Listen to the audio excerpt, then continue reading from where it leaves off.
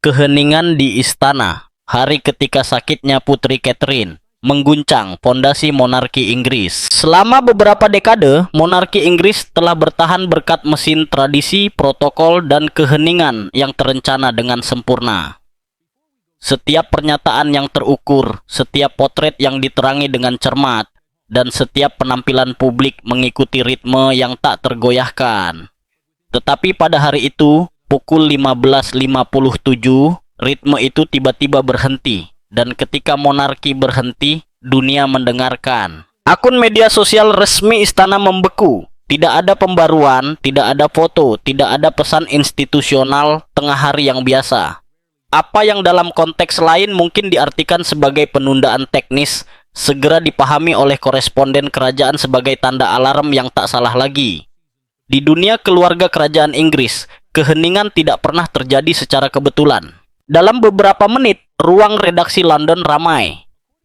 Editor yang mengkhususkan diri dalam berita monarki melaporkan bahwa juru bicara di Istana Kensington tidak menjawab panggilan. Tidak ada pernyataan yang datang dari Clarence House, kediaman resmi Raja Charles III. Kerahasiaan itu mutlak. Pergerakan yang tidak biasa dan protokol krisis. Pada pukul 16.30, aktivitas di sekitar Kastil Windsor mulai meningkat. Bala bantuan dikerahkan ke garda kerajaan, patroli ditingkatkan, dan penasihat berpakaian hitam dengan cepat melewati gerbang besi. Tidak ada kebocoran informasi.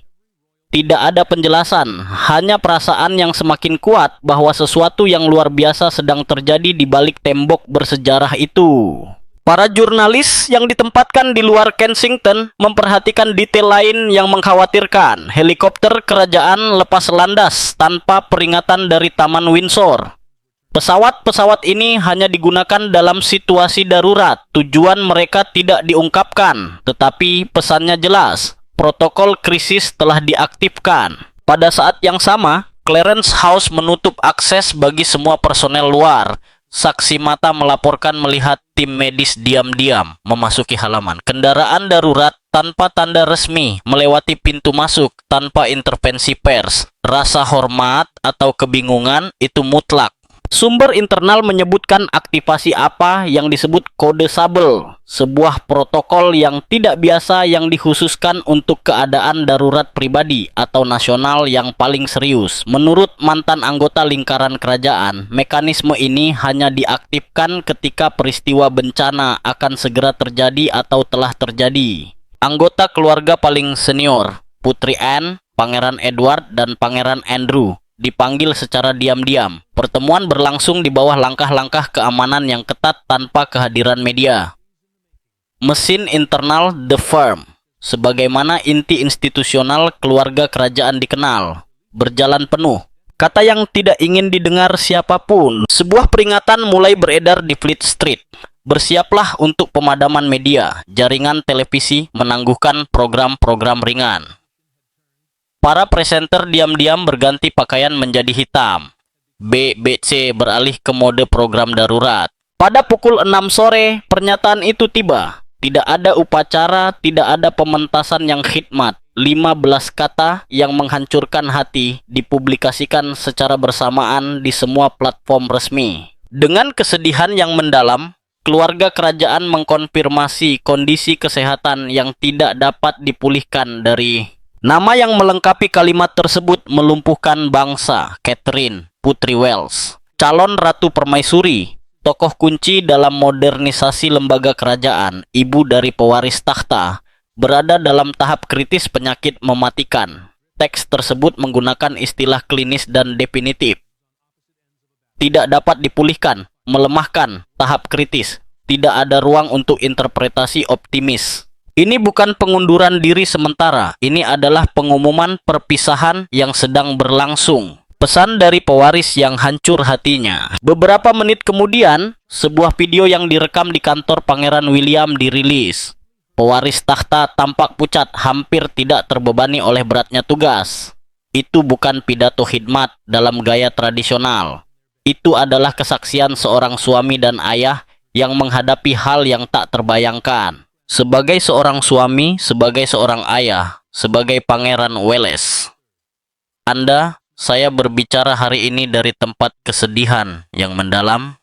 Ia memulai, suaranya bergetar. William berbicara tentang keberanian Catherine yang tenang, keputusannya untuk berjuang secara pribadi sambil tetap menjalankan tugas-tugas publiknya, dan keinginannya agar bangsa ini mengetahui kebenaran. Ia berterima kasih kepada tim medis dan semua orang yang tanpa disadari telah mendukungnya dengan penuh kasih sayang selama berbulan-bulan dalam ketidakpastian. Namun satu kalimat tetap terngiang di udara. Ia masih bersama kita, tetapi kita telah mulai mempersiapkan diri untuk apa yang mungkin terjadi. Kalimat itu mengubah keterkejutan menjadi duka cita yang antisipatif. Dampak institusional dan emosional. Efeknya langsung terasa. Gedung-gedung pemerintah mengibarkan bendera setengah tiang.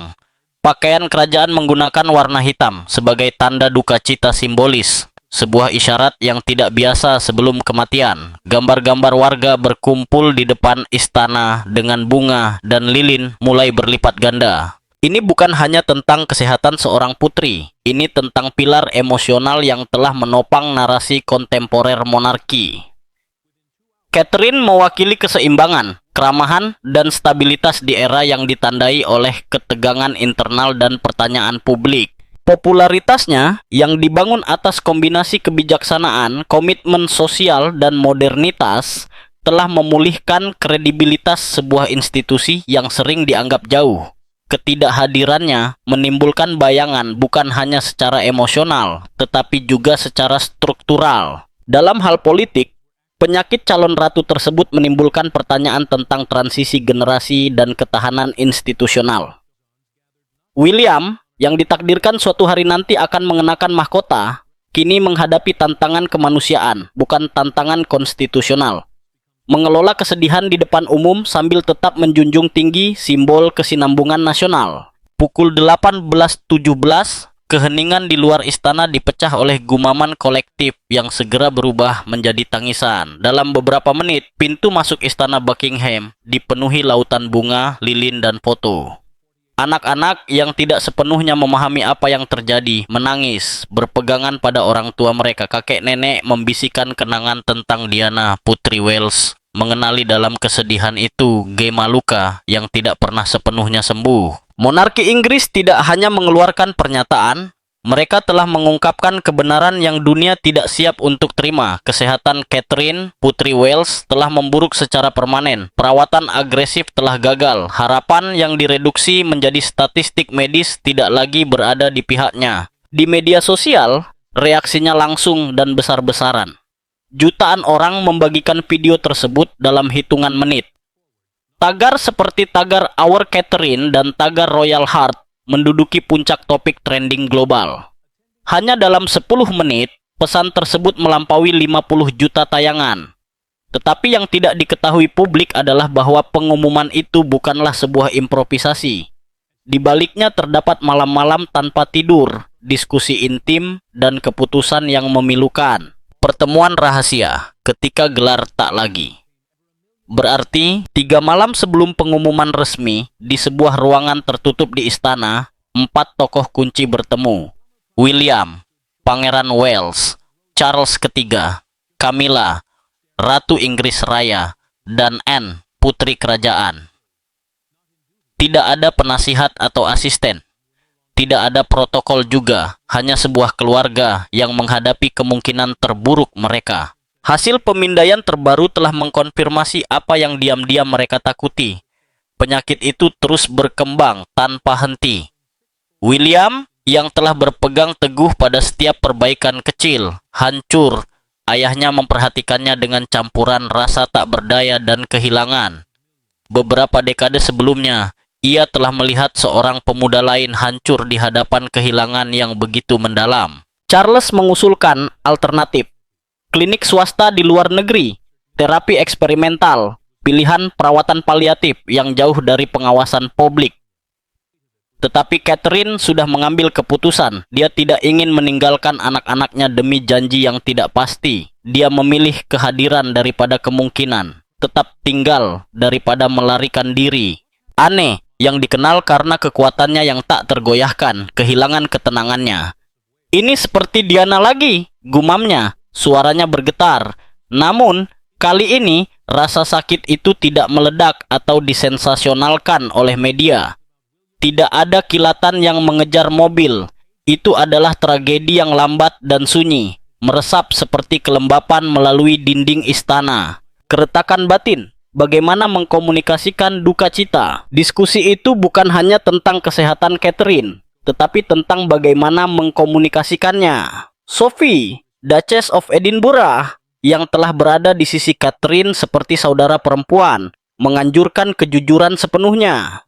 Camilla, yang telah ditempa oleh pengawasan selama beberapa dekade, berpendapat untuk menahan diri dan bermartabat. Perselisihan tersebut mengungkap keretakan yang lebih dalam. Haruskah monarki menunjukkan kerentanannya atau melindungi citra institusionalnya dengan segala cara? Jawabannya tidak sederhana. Institusi tersebut bertumpu pada simbolisme selama berabad-abad, tetapi masyarakat kontemporer menuntut transparansi. Sementara itu, di Anmer Hall, kediaman keluarga di Norfolk, drama lain sedang berlangsung jauh dari perdebatan strategis. George dan akhir kepolosan. Anmer Hall menjadi tempat perlindungan dan latar bagi momen yang paling intim. Pangeran George terlalu tua untuk dongeng, tetapi terlalu muda untuk memahami kematian. Secara tidak sengaja mendengar sebuah kalimat yang akan membekas dalam hidupnya. Ibu mungkin tidak akan bertahan sampai musim semi. Kata-kata itu yang dibisikkan dalam momen kecerobohan merampas sisa-sisa terakhir masa kecilnya. William menemukannya menangis tanpa bertanya, hanya dengan keinginan untuk tidur di samping orang tuanya. Sejak saat itu, pewaris takhta membatalkan janji, menangguhkan jadwal, dan menolak penampilan resmi. Ia, di atas segalanya, adalah seorang suami dan ayah. Mesin istana berusaha menutupi ketidakhadirannya dengan penjelasan yang didorong oleh protokol. Tetapi, kebenarannya jelas, ia telah memilih untuk berada di sana. Pesan terakhir, suara yang polos. Keputusan yang paling penting adalah keputusan Catherine. Bertentangan dengan nasihat beberapa anggota firma, ia memutuskan untuk berbicara langsung kepada bangsa. Duduk di sudut Anmer Hall yang terang, mengenakan sweater biru muda dan tanpa produksi lebih dari kamera yang dipegang oleh William, ia merekam pesan tersebut. Ini bukan perpisahan, ia memulai, tetapi semua orang mengerti bahwa dalam arti tertentu itu adalah perpisahan. Tidak ada riasan profesional atau pengaturan yang terencana. Hanya seorang wanita yang menghadapi hal yang tak terhindarkan dengan ketenangan. Ia berbicara tentang penerimaan, tentang bagaimana pertempuran itu telah berubah dari hari ke hari. Ia mendefinisikan cinta dalam istilah sederhana. Cerita pengantar tidur, mengantar anak-anak ke sekolah, tawa bersama di dapur. Untuk pertama kalinya dalam kehidupan publiknya, ia menyebut Diana secara langsung. Bukan sebagai mitos, tetapi sebagai kehadiran yang hidup dalam warisan putra-putranya. Putra-putraku akan membawa semangat kita berdua ke masa depan, tegasnya. Sementara tangan William gemetar di luar kamera. Kata-kata terakhir terukir di kartu dan jendela di seluruh negeri. Apapun yang terjadi, ketahuilah bahwa aku telah mencintai sepenuhnya. Kemudian layar memudar menjadi hitam, tanpa musik, tanpa drama, hanya sebuah akhir yang jujur. Apa yang tidak dilihat dunia. Video yang dirilis tidak menyertakan jeda, tarikan napas dalam atau saat-saat ketika suaranya bergetar. Juga tidak menyertakan frasa yang, menurut sumber yang dekat dengannya, ia bisikan kepada William di luar kamera. Jangan biarkan mereka melupakanku. Sang pangeran kemudian mengakui bahwa ia belum dapat menonton versi lengkap yang belum diedit. Rasa sakit itu masih terlalu baru. Sebuah pesan yang melumpuhkan dunia. Rumah sakit memproyeksikan video tersebut di bangsal onkologi. Guru membagikannya di ruang kelas, tempat para siswa yang terlalu muda untuk memahami implikasi politiknya tetap dapat merasakan bobot emosionalnya. Orang tua menontonnya bersama anak-anak mereka dalam keheningan penuh hormat. Ini bukan sekadar formalitas. Ini adalah pengingat kolektif tentang kerapuhan, bahkan pada tokoh-tokoh yang tampaknya paling kuat. Sementara publik mencerna setiap kata, mesin lain sedang bergerak di dalam tembok istana Buckingham. Mereka tidak bersiap untuk mengumumkan warisan yang sedang berubah, tetapi lebih untuk menghadapi kemungkinan yang menghancurkan, ketidakhadiran permanen calon permaisuri. Dengan memudarnya cahaya Catherine, fondasi monarki modern mulai menunjukkan keretakan. Peran-peran dievaluasi ulang. Rumor suksesi semakin intensif. Penasihat hukum dan konstitusional bertemu secara mendesak di pagi hari. Mereka tidak membahas citra publik atau strategi media. Mereka berbicara dengan nada berbisik tentang skenario hipotetis yang penuh dengan ketakutan. Bagaimana jika ketidakhadiran itu menjadi permanen? Bagaimana jika rakyat berhenti mempercayai narasi yang menopang kerajaan? Titik balik William. Gempa bumi internal pertama datang dari jantung garis suksesi. Dalam pertemuan tertutup, William, Pangeran Wales, mengungkapkan apa yang ditakutkan banyak orang secara diam-diam. Ia siap untuk menarik diri dari kehidupan publik jika kondisi istrinya memburuk. Itu bukan ancaman strategis, tetapi pengakuan yang gamblang. Jika dia pergi, aku juga pergi, katanya, menurut sumber yang dekat dengannya. Bagi pewaris takhta, gelar kehilangan maknanya jika tidak dapat melindungi orang yang paling dicintainya. Kata-kata itu memicu protokol tak tertulis. Dalam waktu kurang dari 48 jam, anak-anaknya, Pangeran George dari Wales, Putri Charlotte dari Wales, dan Pangeran Louis dari Wales diam-diam dikeluarkan dari sekolah. Tidak ada pengumuman resmi, tidak ada foto. Di bawah pengamanan yang diperkuat, mereka dibawa ke Kastil Balmoral. Itu bukan hanya perlindungan, itu adalah pelestarian. Garis keturunan dilindungi sementara negara tampaknya perlahan runtuh. Beban yang ditanggung Raja Charles III yang sudah terbebani oleh beratnya mahkota dan keterbatasan usia, mulai menunda kegiatan kenegaraan. Pertemuan ditunda. Perjalanan dibatalkan. Di kalangan terdekat beredar desas-desus tentang rancangan dokumen surat suksesi pribadi yang akan mengubah tatanan yang sudah ada jika keadaan menuntutnya. Untuk pertama kalinya, gagasan tentang pengabdian yang dimotivasi oleh kesedihan daripada kewajiban menjadi topik pembicaraan serius di antara para penjaga senior lembaga tersebut. Itu belum pasti. Tetapi fakta bahwa hal itu dipertimbangkan saja sudah menggarisbawahi besarnya krisis. Bahkan pers yang secara tradisional tak kenal lelah mengkritik keluarga kerajaan meredam retorikanya. BBC mengeluarkan pemberitahuan pembatasan informasi yang luar biasa mengenai keluarga Wales dengan alasan sensitivitas situasi saat itu. Akses pers dikurangi hingga titik terendah sepanjang masa. Tidak ada gambar, tidak ada pembaruan terus-menerus, seolah-olah monarki telah memutuskan untuk membeku di tengah keruntuhan, mencoba menghentikan kejatuhannya. Tokoh-tokoh penanggulangan. Di tengah kebingungan, tokoh-tokoh penanggulangan muncul. Sophie, Duchess of Edinburgh, mengambil peran publik yang lebih konsisten, didampingi di berbagai acara oleh Anne, Princess Royal. Penampilan mereka berusaha menyampaikan stabilitas, kontinuitas, dan kewajiban. Namun semua orang tahu bahwa ini adalah jembatan, bukan solusi. Monarki dengan semua tradisinya yang gemerlap telah terungkap. Tanpa Catherine, dimensi emosionalnya melemah secara berbahaya. Duka cita global. Sementara istana mencoba mempertahankan fasad, rakyat telah disatukan oleh sesuatu yang lebih kuat daripada protokol apapun. Duka cita bersama. Dari London hingga Lahore, lilin menerangi malam. Lonceng katedral berdentang tanpa pengumuman resmi. Di Hyde Park, lebih dari 1 juta orang berkumpul dalam keheningan saat senja tiba. Tidak ada pidato, tidak ada slogan, hanya air mata. Mantan Perdana Menteri berdiri berdampingan dengan anak-anak sekolah. Beberapa memegang foto, yang lain rosario. Sebagian besar hanya menatap kosong. Di Menara London, lampu diredupkan menjadi putih lembut sebagai tanda penghormatan. Gerbang istana ditutupi lautan bunga, mawar, lili, dafodil, dan aster terjalin oleh tangan-tangan yang gemetar. Surat-surat anak-anak yang ditulis dengan krayon mengulang permohonan yang memilukan. Tolong jangan pergi, putri ibu. Efek Catherine. Dampaknya melampaui simbolisme. Organisasi kanker melaporkan peningkatan 6 kali lipat dalam donasi. Klinik dan rumah sakit melihat lonjakan panggilan untuk pemeriksaan pencegahan.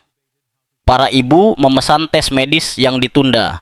Para ayah bertanya, memberikan informasi dan menawarkan dukungan. Ada pembicaraan tentang efek Catherine, gelombang kesadaran yang lahir dari kesedihan. Para pemimpin dunia menanggapi dengan emosi yang luar biasa. Paus mengeluarkan pesan yang menyoroti ketahanan spiritualnya. Presiden Amerika Serikat menceritakan pengalamannya menonton video tersebut bersama cucu-cucunya sebagai pelajaran tentang martabat. Bahkan tokoh-tokoh hiburan internasional menghentikan pertunjukan untuk meminta waktu hening sejenak. Dari California datang sebuah isyarat yang tak terduga. Surat tulisan tangan dari Pangeran Harry, Duke of Sussex, dan Meghan, Duchess of Sussex. Hanya 2 kalimat tetapi dengan bobot simbolis yang sangat besar. Cahaya Catherine menjangkau kita semua. Kami berdoa untuknya dan keluarganya dengan penuh kasih. Untuk sesaat, perpecahan internal tampak tidak berarti dibandingkan dengan besarnya kemanusiaan pada saat itu. Skenario yang tak seorang pun ingin pertimbangkan. Di dalam institusi yang secara internal dikenal sebagai The Firm, skenario mulai terbentuk yang belum pernah dipertimbangkan secara serius sebelumnya. Apa yang akan terjadi jika pewaris takhta tidak dapat menanggung beban emosional masa depan? Kata abdikasi tidak diucapkan di depan umum, tetapi di balik pintu tertutup kata itu mulai dibisikkan dengan hati-hati. Itu bukan paranoia, itu adalah perencanaan yang dilakukan sebelumnya. William, pewaris takhta, tampak hancur di bawah beban kenyataan yang tak tertahankan. Pemerintahan tanpa Catherine. Orang-orang terdekatnya menggambarkan ekspresinya sebagai kosong, tidak hadir, diliputi kesedihan, dan publik segera menyadarinya. Penurunan dukungan publik. Dalam waktu kurang dari 2 minggu, dukungan terhadap monarki anjlok 20 poin. Tidak ada protes massal atau skandal keuangan. Penurunan tersebut berasal dari sesuatu yang lebih dalam. Ketidakmampuan kolektif untuk membayangkan institusi tersebut tanpa Catherine. Dia bukan sekadar figur simbolis. Dia adalah jembatan antara tradisi dan modernitas. Wajah yang penuh empati di rumah sakit, sekolah, dan lembaga amal. Hubungan emosional dengan generasi yang melihat keramahannya daripada sekadar protokol. Tanpa Catherine, monarki tampaknya telah kehilangan arah. Dilema. Seputar George. Diskusi yang paling sensitif dimulai seputar Pangeran George dari Wales, calon raja. Beberapa penasihat mengusulkan untuk menghentikan sementara persiapan kelembagaannya. Mereka berpendapat tentang risiko psikologis, tekanan publik yang berlebihan, dan paparan emosional yang tidak perlu. Yang lain khawatir akan pesan simbolisnya. Akankah itu ditafsirkan sebagai tanda keruntuhan internal? Sebagai pengakuan tersirat bahwa institusi tersebut sedang bersiap untuk kehancuran emosional. Gagasan tentang seorang anak yang membawa warisan ibunya dan beban mahkota yang retak sungguh tak tertahankan bagi banyak orang di lingkaran kerajaan. Memperkuat fasad stabilitas. Raja Charles III yang sudah dibebani oleh tantangan pribadinya sendiri, meminta Putri Anne, putri kerajaan, dan Pangeran Edward, Adipati Edinburgh, untuk mengambil lebih banyak tugas publik. Keduanya mematuhi dengan disiplin dan loyalitas. Anne dihormati karena etos kerjanya yang tak kenal lelah. Edward dianggap dapat diandalkan dan bijaksana. Tetapi kesenjangan generasi terlihat jelas. Mereka mewakili kesinambungan sejarah, bukan pembaharuan emosional. Catherine telah dianggap sebagai masa depan. Mereka melambangkan masa lalu yang terhormat. Westminster memecah keheningan. Di parlemen, kegelisahan mulai muncul. Posisi konstitusional monarki secara formal tidak terancam, tetapi pengaruh budayanya menunjukkan keretakan. Seorang anggota parlemen mengajukan pertanyaan yang tidak ingin dijawab siapapun secara terbuka. Apa rencana kerajaan tanpa Catherine? Tidak ada jawaban. Karena tidak ada rencana, hanya naluri untuk bertahan hidup yang dibungkus tradisi. Ungkapan yang membunyikan alarm di ruang redaksi di seluruh negeri itu dikaitkan dengan seorang ajudan senior anonim. Jika dia pergi, mimpi itu berakhir. 6 kata yang terdengar seperti lonceng pemakaman. Hari ketika Windsor menahan napas, tepat ketika semuanya tampak gelap, sesuatu yang tak terduga terjadi. Tanpa pengumuman sebelumnya, tanpa liputan media terorganisir, Catherine muncul berjalan melalui Taman Windsor. Terbungkus syal, pucat, tetapi berdiri tegak. Dia memegang tangan putra bungsunya saat berjalan dengan langkah lambat namun mantap. Dia tidak didukung, dia tidak mencari kamera, dia berjalan atas kemauannya sendiri. William tetap dekat tanpa mengganggu. George tidak pernah melepaskan tangannya. Wajahnya memadukan kebanggaan dan kekaguman. Charlotte berjalan sedikit di belakang, memetik bunga, seolah-olah dia ingin membekukan momen itu. Louis kecil tertawa ketika kupu-kupu hinggap di lengan bajunya, tidak menyadari besarnya momen bersejarah itu. Catherine tersenyum, tidak cemerlang tetapi tenang, seperti seseorang yang mengerti bahwa setiap napas adalah anugerah. Kepada mereka yang berhasil melihatnya, ia hanya mengucapkan satu kalimat, "Terima kasih atas doanya." Itu bukan pernyataan, itu adalah rasa syukur yang diwarnai rasa sakit. Kehadiran, bukan pemulihan. Beberapa jam kemudian, tim komunikasi mengeluarkan pesan singkat dan kuat. Ini bukan pemulihan, ini adalah kehadiran, dan kehadiran adalah segalanya sekarang. 12 kata yang menghancurkan ilusi apapun. Kondisinya tetap terminal, tidak ada perubahan secara medis. Tetapi jalan-jalan itu adalah tindakan sadar untuk memberikan anak-anaknya satu musim semi terakhir, untuk memberi mereka kenangan yang bercahaya sebelum kegelapan yang tak terhindarkan. Gambar-gambar itu yang diambil dengan ponsel tidak sempurna, buram, emosional. Justru karena alasan itulah gambar-gambar itu sangat menghancurkan. Rumah sakit menunda janji temu untuk menayangkan video tersebut. Sekolah-sekolah mengadakan pertemuan dadakan. Media sosial dibanjiri dengan penghormatan dan kenangan. Itu bukan sekadar rasa ingin tahu publik, itu adalah keterikatan kolektif. Pada saat itu, Catherine berhenti menjadi seorang putri dan menjadi sebuah simbol. Catherine, Putri Wales. Ia ditakdirkan untuk menjaga keseimbangan, untuk mewujudkan kestabilan emosional dari sebuah institusi berusia ribuan tahun yang dalam beberapa waktu terakhir telah bertahan dari skandal, perpecahan keluarga, dan krisis kredibilitas.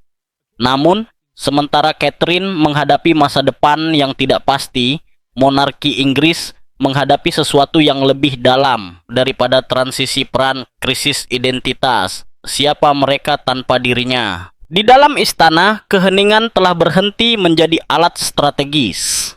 Itu bukan lagi protokol, tetapi gejala ketakutan. Selama berbulan-bulan, narasi resmi memproyeksikan kekuatan dan ketenangan. Tetapi, secara pribadi, menurut sumber yang dekat dengan keluarga, pewaris takhta mulai merenungkan skenario yang tidak seorang pun berani ungkapkan secara terbuka. William, Pangeran Wales, dan surat yang seharusnya tidak pernah ditulis. Setelah berbulan-bulan menolak secara publik, William dilaporkan menulis surat pribadi.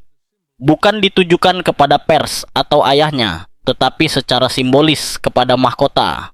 Di dalamnya, ia mengangkat sebuah kemungkinan radikal. Jika Catherine meninggal, ia akan mundur dari garis suksesi. Bukan karena kelemahan, tetapi karena keyakinan. Ia tidak akan menerima menduduki posisi sentral di sebuah institusi yang runtuh di depan mata anak-anaknya. Argumen itu bukan hanya emosional, itu juga politis. Itu menyiratkan pengakuan bahwa legitimasi monarki kontemporer tidak lagi hanya didasarkan pada garis keturunan, tetapi pada hubungan moral dengan rakyat. Dan Catherine mewakili hal itu, empati, kedekatan, kemanusiaan.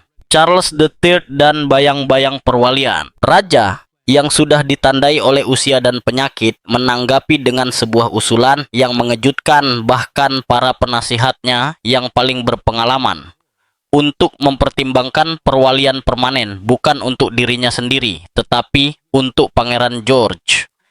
Charles tahu beban tumbuh terlalu cepat di bawah bayang-bayang tugas. Ia telah mengalami tekanan media, keretakan keluarga, dan pengawasan tanpa henti yang menyertai generasinya. Ia tidak ingin mengulangi siklus itu. Di koridor kekuasaan, pembicaraan dimulai tentang akhir perlahan era Elizabeth II. Bukan karena skandal atau pengabdian, tetapi karena sesuatu yang lebih menghancurkan, kesedihan. Monarki telah bertahan melewati perang dan perceraian, tetapi belum pernah menghadapi erosi kepercayaan emosional rakyat yang begitu besar. Jalanan merespons. Dari rasa hormat menjadi tuntutan. Di luar tembok istana, tekanan meningkat. Demonstrasi muncul bukan karena kemarahan, tetapi karena keputusasaan. Kerumunan berkumpul dengan pertanyaan sederhana. Apa yang akan terjadi selanjutnya? Spanduk bergambar wajah Catherine menyatakan, hati tidak dapat digantikan. Debat bergeser dari gelar dan protokol. Warga mulai menuntut monarki yang lebih transparan, lebih welas asih, yang lebih konsisten dengan nilai-nilai yang diwujudkannya. Sekolah-sekolah mulai mengajarkan kisahnya bukan sebagai dongeng, tetapi sebagai contoh pengabdian yang tenang.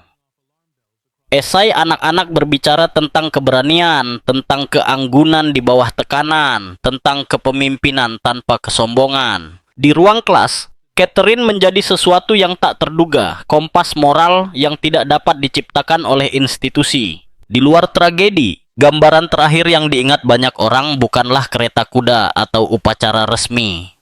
Itu adalah Catherine di bawah pohon ek di Anmer Hall, mengawasi anak-anaknya hadir tenang. Bukan sebagai figur institusional, tetapi sebagai seorang ibu. Dan disitulah letak dimensi sebenarnya dari krisis ini. Ini bukan hanya tentang kemungkinan kehilangan seorang putri, tetapi tentang cermin yang memaksa mahkota untuk melihat dirinya sendiri tanpa hiasan. Inggris Raya tidak hanya takut akan kekosongan kekuasaan, tetapi juga kekosongan makna. Jika monarki ingin bertahan melewati momen ini, ia harus memahami bahwa kasih sayang publik tidak lagi otomatis. Itu dibangun, dipelihara, dan diperoleh. Catherine menawarkan jiwa modern kepada institusi tersebut. Tanpa dia, mahkota menghadapi ujian terberatnya, menunjukkan bahwa ia mampu menjunjung tinggi nilai-nilai yang diklaimnya. Karena ini bukan hanya tragedi kerajaan, ini adalah saat ketika bangsa memahami bahwa mahkota, meskipun memiliki sejarah berabad-abad, sama rapuh dan manusiawinya seperti mereka yang memakainya. Dan dalam kerapuhan itulah masa depannya ditentukan.